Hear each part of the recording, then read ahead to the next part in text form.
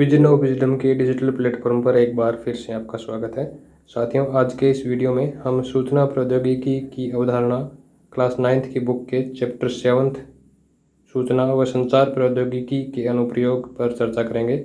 इस वीडियो को बनाने का उद्देश्य राजस्थान टीचर्स 3rd ग्रेड की मैन भर्ती परीक्षा में कंप्यूटर प्रौद्योगिकी से जुड़े हुए एक टॉपिक सूचना व संचार प्रौद्योगिकी के अनुप्रयोग को सिलेबस के अनुसार जो कंटेंट दिया है उस पर चर्चा करेंगे। इसमें केवल उन्हीं बिंदुओं पर हाईलाइट करेंगे जहां से क्वेश्चन बनने की संभावना है। यदि आपको चैप्टर पूरा पढ़ना है लाइन बाय लाइन तो मैं पीडीएफ उपलब्ध करवा दूंगा। डिस्क्रिप्शन में आपको लिंक मिल जाएगा टेलीग्राम का, वहां से पीडीएफ डाउनलोड कर सकते हैं और बोर्ड की वेबसाइट से भी बुक को डाउनलोड करके इस चैप्टर को आप पढ़ सकते हैं। तो शुरू करते हैं। हम लाइन बाय लाइन नहीं पढ़ के जो मैंने हाईलाइट किया है उन पॉइंट्स को मैं डिस्कस करूंगा। चैप्टर के शुरुआत में सूचना प्रौद्योगिकी का जो भूमिका है उसके बारे में उन्होंने लिखा है। यहाँ से प्रश्न बनने की कोई संभावना नहीं है, इसलिए आगे बढ़ते हैं। फर्स्ट लाइन को हाईलाइट करने का पर्पज़ ये है कि आपको सूचना, आंकड़ों और ज्ञान में जो अंतर है उसके बारे में पता हो। एग्जाम्पल के तौर पर किसी स्टूडेंट के बारे में कौन कौन सी चीज़ें होती हैं, जैसे कि उसका नाम हो गया, पिता का नाम हो गया, मोबाइल नंबर और ईमेल एड्रेस। ये सारी चीज़ें अलग अलग यदि हों तो ये डाटा होता है। यदि इन्हीं जानकारियों को आप एक टेबल में जमा देते हैं और टेबल की हेडिंग लिख देते हैं स्टूडेंट्स की इन्फॉर्मेशन, तो वह जानकारी सूचना बन जाती है। इसी सूचना को यदि भविष्य में आप किसी पर्पज़ के लिए यूज में लेते हैं, टेबल में जमा जानकारी को किसी अन्य जगह पर यूज में लेना ज्ञान कहलाता है। अवबोध और ज्ञान की अवधारणा जो आपने साइकोलॉजी में पढ़ी है, ठीक वही कॉन्सेप्ट यहाँ पे लागू होता है इन्फॉर्मेशन और ज्ञान में। आगे बढ़ते हैं। अगली लाइन में जो ध्यान देने वाला शब्द है वह है वैश्विक ग्राम, ग्लोबल विलेज। तो ग्लोबल विलेज का कॉन्सेप्ट है, उसके पीछे लॉजिक क्या है? लॉजिक ये है कि जिस तरह से गांव का दायरा छोटा होने की वजह से सभी सूचनाएं जो हैं वो हमें आसानी से पता चल जाती हैं। यदि कोई नई सूचना दी जाती है तो रेडियो के माध्यम से अनाउंसमेंट कर दिया जाता है, वह सूचना सभी लोगों तक आसानी से पहुंच जाती है। ऐसा इसलिए संभव हो पाता है क्योंकि गाँव में सूचना देने वाले और प्राप्त करने वाले के बीच की दूरी बहुत कम होती है। लेकिन अब सूचना प्रौद्योगिकी के विकास की वजह से ग्लोबली सूचना संचार में जो दूरी की वजह से गैप था वो कम हो गया है और सूचना इस तरह से दी जाने लगी है जैसे पुराने ज़माने में गाँव में देते थे। तो पूरा विश्व जो है सूचना और संचार प्रौद्योगिकी की वजह से एक ग्लोबल विलेज की तरह लगने लगा है। यही ग्लोबल विलेज का कॉन्सेप्ट है। चूँकि सूचना प्रौद्योगिकी का पूरा इंफ्रास्ट्रक्चर जो है वो इलेक्ट्रॉनिक माध्यमों पर आधारित है, तो कौन कौन से इलेक्ट्रॉनिक माध्यम आजकल प्रचलन में है वो हैं ई कॉमर्स, ई मेडिसिन, ई एजुकेशन, ई गवर्नेंस, ई बैंकिंग और ई शिपिंग। इन्हीं के बारे में आगे इस चैप्टर में दिया गया है। अगला पॉइंट है सूचना प्रौद्योगिकी के उपयोग। उपयोग के अंदर जो सबसे मेजर वाइड एरिया जो कवर करने वाला टॉपिक है वो है ई शासन, ई गवर्नेंस। जिस भी एग्ज़ाम में करंट के सिलेबस होता है उसमें ई गवर्नेंस से जुड़ा एक पर्सन ज़रूर आता है, तो यहाँ भी संभावना बनती है यहाँ से। तो करंट में आपसे ये पूछा जा सकता है कि कौन सी योजना का पोर्टल जो है हाल ही में लॉन्च किया गया है। यदि कोई ऐप लॉन्च की गई है तो उससे सवाल बनता है। बस इसी तरह की जो करंट की इन्फॉर्मेशन है वो आप करंट से ज़रूर लीजिए। वापस अपने चैप्टर की तरफ मुड़ते हैं। ईमेल एवं इंटरनेट, इसके माध्यम से जो पुरानी सूचना के तकनीक हैं, पोस्टल ऑर्डर के थ्रू जो हम पत्राचार करते थे वो अब ईमेल के द्वारा करने लगे हैं। ई शासन जो है तो इसका उद्देश्य नागरिकों को प्रशासनिक कार्य जो हैं वो सिंगल पॉइंट डिलीवरी सिस्टम के थ्रू एक ही पोर्टल पर उपलब्ध करवाए जाने लगे हैं। इनमें से कुछ हैं जिनके बारे में यहाँ पे दिया गया है। पहला है ई नागरिक। पोर्टल के माध्यम से नागरिकों को जन्म मृत्यु प्रमाण पत्र जारी करना, राशन कार्ड व पासपोर्ट जारी करना, बिजली पानी के बिल जमा करवाना आदि की सुविधाएं दी जाती हैं। ई परिवहन जो है इसमें मोटर वाहन पंजीयन करवाया जा सकता है, चालक आज्ञा पत्र जो ड्राइविंग लाइसेंस जिसे बोलते हैं जारी करवाया जा सकता है, रिन्यू करवाया जा सकता है और करियर शुल्क है उसको भी जमा करवाया जा सकता है। ई औषधि के थ्रू सरकार ने जितने भी चिकित्सालय हैं उनको एक डाटाबेस से जोड़ा है और इसमें यदि कोई मेडिसिन का स्टॉक ख़त्म हो जाता है तो उसको एक्सचेंज किया जा सकता है। किसी स्पेशलिस्ट की सर्विस किसी इमरजेंसी में ज़रूरी होती है तो उसे वहाँ पे बुलवाया जा सकता है क्योंकि डाटाबेस में उसकी इन्फॉर्मेशन पहले से दर्ज होती है। ई शिक्षा से आप भली भांति परिचित है। कोरोना काल में पूरा एजुकेशन सिस्टम है वो ई एजुकेशन के ऊपर डिपेंड था। ई पंजीकरण, इसके अंदर नागरिकों की संपत्तियाँ, पंजीकृत की जा सकती हैं, उनकी स्वामित्व को स्थानांतरित किया जा सकता है, स्टाम्प ड्यूटी जमा करवाई जा सकती है। ई शासन सचिवालय जो है, इसमें विभिन्न शासन सचिवालय और सरकारी विभाग हैं, उनको एक ही पोर्टल पे रखा गया है।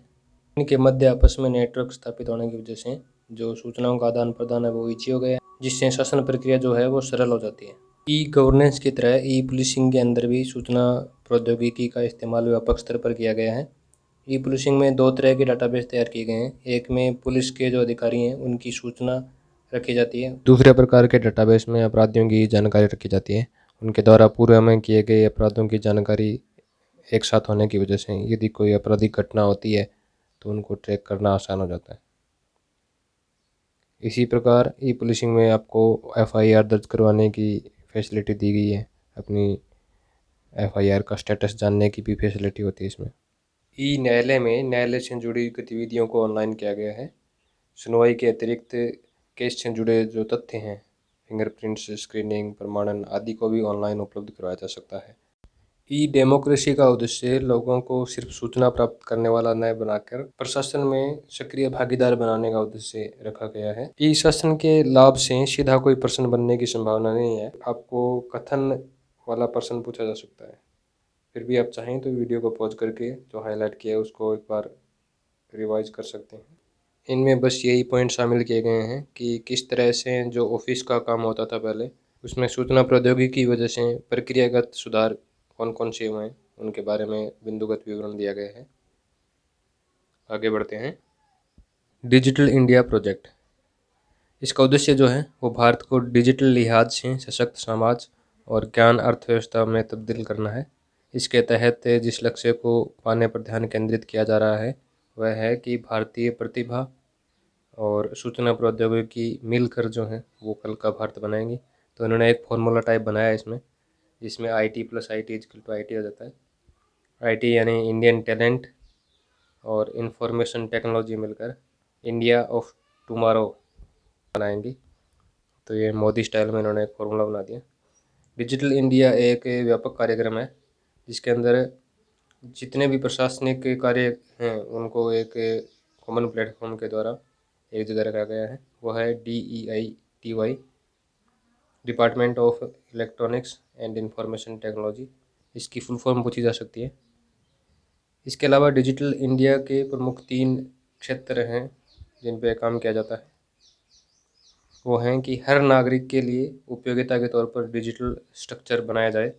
ऐसा नहीं होना चाहिए कि सभी डिपार्टमेंट को आपने डिजिटल कर दिया हो और गांव में उसको एक्सेस कर पाने के लिए पर्याप्त मात्रा में इंफ्रास्ट्रक्चर ही नहीं हो। मांग पर संचालन एवं सेवाएं दी जानी चाहिए। जिस स्थान पर समयानुकूल जो जिस सेवा की मांग हो वो वहाँ पे उपलब्ध होनी चाहिए।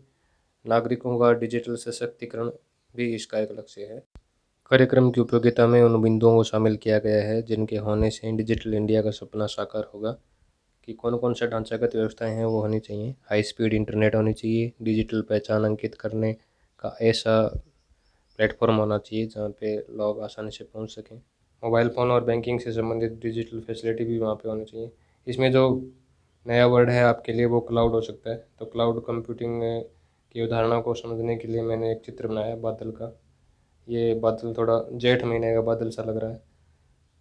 तो क्लाउड कंप्यूटिंग की कहानी ये है कि जिस तरह से बादल की पहुंच हर जगह पे होती है, हर क्षेत्र में होती है, तो आप अपनी सूचना को यदि क्लाउड पर रख दें तो आप उसको वहाँ पे भी एक्सेस कर सकते हैं। इसका आप एक एग्जांपल ले सकते हैं कि गवर्नमेंट ने एक ई-वॉलेट की सुविधा दी है। ई-वॉलेट एक ऑनलाइन तिजोरी की तरह होता है। आप अपने महत्वपूर्ण डॉक्यूमेंट्स को डिजिटल फॉर्मेट में अपलोड कर सकते हैं और जहाँ चाहें जब चाहें उसको डाउनलोड करके किसी दूसरे कंप्यूटर से एक्सेस कर सकते हैं।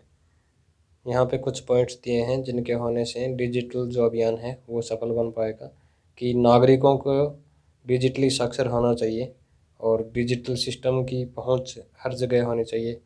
डिजिटल संसाधनों की सेवाएं जो हैं वो सभी भारतीय भाषाओं में उपलब्ध होने चाहिए। आपने देखा होगा कि भारत सरकार के जितने भी डिजिटल प्लेटफॉर्म हैं उनको भारतीय संविधान की 8वीं अनुसूची में जो 22 भाषाएँ दी गई हैं उनमें उपलब्ध करवाने की कोशिश की गई है। अगले पॉइंट में डिजिटल भारत कार्यक्रम की योजनाओं को इन्होंने 9 भागों में बांटा है। इन्हें 9 स्तंभ नाम दिया है। इनके नाम यहाँ पे लिखे हुए हैं। मुझे नहीं लगता कि यहाँ से कोई क्वेश्चन बन सकता है, इसलिए हम आगे मूव करते हैं। आप चाहें तो इसे PDF में पढ़ सकते हैं। वीडियो ज़्यादा लंबा ना बने इसलिए मैं इनको स्किप करना चाह रहा हूँ। ई मित्र राजस्थान सरकार द्वारा सरकार के विभिन्न कार्यों का फ़ायदा उठाने के लिए सभी जिलों में ऑनलाइन तथा ऑफलाइन कार्य करने के लिए बनाई गई एक ई गवर्नेंस योजना है। आपको यह जानकर हैरानी होगी कि 2004 में ही ई मित्र की योजना को शुरू कर दिया गया था। ई मित्र के माध्यम से राजस्थान सरकार ने विभिन्न विभागों से जुड़ी कुल 105 सुविधाओं को एक ही पोर्टल पर जोड़ा है। ई मित्र के माध्यम से जन्म प्रमाण पत्र, मृत्यु प्रमाण पत्र, जाति प्रमाण पत्र जैसे कुल 10 तरह के प्रमाण पत्रों को ई मित्र कियोस्क पर उपलब्ध करवाया गया है। अगला पॉइंट है ई कॉमर्स। ई कॉमर्स में पहला ही क्वेश्चन ये बना सकता है कि फुल फॉर्म पूछ लेगा आपसे, तो इलेक्ट्रॉनिक कॉमर्स की जगह वो आपको इलेक्ट्रिकल कॉमर्स दे देगा और इसका आपको ध्यान में रखना होगा। इसमें ई व्यापार, ई बैंकिंग और ई शॉपिंग जो है वो ई कॉमर्स के ही भाग होते हैं। इसके अलावा आईसीटी की फुल फॉर्म पूछ सकता है, इंफॉर्मेशन कम्युनिकेशन टेक्नोलॉजी। इसके अलावा उन्होंने ई कॉमर्स की परिभाषा दी है, तो अपना पेपर थ्योरेटिकल तो है नहीं और ऑब्जेक्टिव टाइप यहाँ से कुछ बनने की संभावना नहीं है। आगे बढ़ते हैं। इसके अलावा ई कॉमर्स से संबंधित कोई पर्सन बन सकता है, तो वो कुछ फुल फॉर्म है जैसे G2G, G2B, B2B, B2C, G2C। ये हैं government to consumer, consumer to business, business to business. इस तरह की कुछ फुल फॉर्म हैं, उनको मैं एमसीक्यूज के साथ शामिल कर लूँगा। इस बुक में उनको नहीं दिया गया है। इसके अलावा इंटरनेट बैंकिंग है। इंटरनेट बैंकिंग से आप भली भांति परिचित हैं और एमसीक्यू बनने का इसमें कोई भी पॉइंट नहीं दिखा रखा है। डीडी की फुल फॉर्म आपको बताइए, डिमांड ड्राफ्ट। अगला कीवर्ड फिशिंग है। यहाँ से ऑब्जेक्टिव टाइप क्वेश्चन बन सकता है। वो आपको पूछ सकता है फिशिंग क्या होती है, या फिर डेफिनेशन दे के पूछ सकता है कि इसको क्या कहते हैं। फिशिंग कहते हैं, क्रैकिंग कहते हैं, हैकिंग कहते हैं। फिशिंग का मतलब होता है कि जिस तरह से एक मछली पकड़ने वाला जाल बिछाकर दाना डालकर मछलियाँ फंसाता है, उसी प्रकार से इंटरनेट पे भी लोगों की जानकारियाँ चोरी कर ली जाती हैं। अगले पॉइंट में ओटीपी की फुल फॉर्म पूछ सकता है, वन टाइम पासवर्ड, आपको पता ही है। इसके अलावा यूआरएल से संबंधित एक बेहतरीन क्वेश्चन यहाँ से बन सकता है कि एचटीटीपी की फुल फॉर्म पूछ लेगा, एचटीटीपीएस की फुल फॉर्म पूछ लेगा। तो hyper text transfer protocol HTTP होता है और इसके पीछे एस लगा होता है, उसका मतलब सिक्योर होता है। फुल फॉर्म हो जाएगी hyper text transfer protocol secure. Security के लिहाज से जब आप यूआरएल देखते हैं तो ब्राउज़र आपकी हेल्प करता है, वह उसका रंग हरा कर देता है यदि वह सिक्योर हो। तो वहाँ पे एक लॉक ताले का चिन्ह दिखाता है वो, और एचटीटीपी की जगह एचटीटीपीएस लिखा हुआ मिलता है। यदि ऐसा हो तो वो वेबसाइट सिक्योर मानी जाती है। अगला पॉइंट है ई लर्निंग। ई लर्निंग से पहला ही पर्सन जो है वो फुल फॉर्म का बनता है, इलेक्ट्रॉनिक लर्निंग। यहाँ पे आपको इलेक्ट्रिकल लर्निंग ऑप्शन ज़रूर मिलेगा, वह नहीं करके आना है। फिर है इसके कुछ नाम दे रखे हैं। ई लर्निंग की जगह कोई दूसरा नाम डाल के क्वेश्चन बना देगा। डिस्टेंस एजुकेशन, आभासी learning, distance learning, online learning और वेब आधारित प्रशिक्षण भी इसी के अंदर आता है। इसके अलावा सिलेबस में एक पॉइंट दिया गया है, सूचना प्रौद्योगिकी के उपकरण। तो उपकरण के अंदर ई लर्निंग में काम आने वाले जो टूल्स हैं, जैसे प्रोजेक्टर है, ओवरहेड प्रोजेक्टर हो गया, डिजिटल बोर्ड और वीडियो कॉन्फ्रेंसिंग में काम आने वाली जो टूल्स हैं उनके बारे में पूछा जा सकता है। अगला पॉइंट है mode of e learning. E learning के मोड में वो आपसे ये पूछ सकता है कि कोई एग्जांपल दे के ये पूछ लेगा कि ये कौन से मोड से संबंधित है, या फिर कोई मोड दे के ये पूछ लेगा कि इसका एग्जांपल कौन सा है। तो इसमें पहला है शुद्ध ऑनलाइन। ऑनलाइन लर्निंग में प्रशिक्षु कंप्यूटर के माध्यम से संचार कर अध्ययन सामग्री प्राप्त करता है। सिंक्रोनस और एसिंक्रोनस है। तो सिंक्रोनस का मतलब है साथ साथ, समय के साथ साथ एक ही समय में होने वाली। एग्जाम्पल देखें तो रेडियो और टेलीविज़न पे जो लाइव प्रसारण होता है वो, audio video conferencing, live satellite प्रसारण, और आपका यूट्यूब और ऐप के ऊपर जो लाइव क्लासेस लेते हैं, वे सारे सिंक्रोनस मोड ऑफ एजुकेशन के अंदर आते हैं। इसमें पढ़ाने वाले और पढ़ने वाले के बीच में इंटरेक्शन संभव है, जबकि एसिंक्रोनस में ऐसा नहीं हो पाता है। एसिंक्रोनस के अंदर ऑफलाइन क्लासेज होती हैं, पहले से रिकॉर्डेड वीडियो आप देखते हैं, जैसे कि पेन ड्राइव कोर्सेज आपको मिलता है, वो एसिंक्रोनस मोड ऑफ एजुकेशन है। और ईमेल के थ्रू भी यदि आप कोई संदेश देते हैं वो भी एसिंक्रोनस मोड ऑफ लर्निंग है।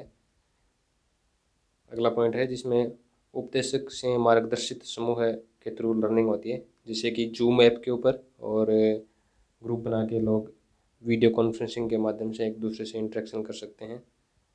स्व अध्ययन के अंदर सेल्फ लर्निंग होता ही है। अगला पॉइंट है ई लर्निंग के लाभ। ई लर्निंग के लाभ के अंदर कुछ पॉइंट्स मैंने हाईलाइट कर रखे हैं कि ये पुनरावृत्ति में आसान होता है, प्रशिक्षु जब चाहे अपनी गति से पढ़ सकता है, और आसान और कम खर्चीला होता है।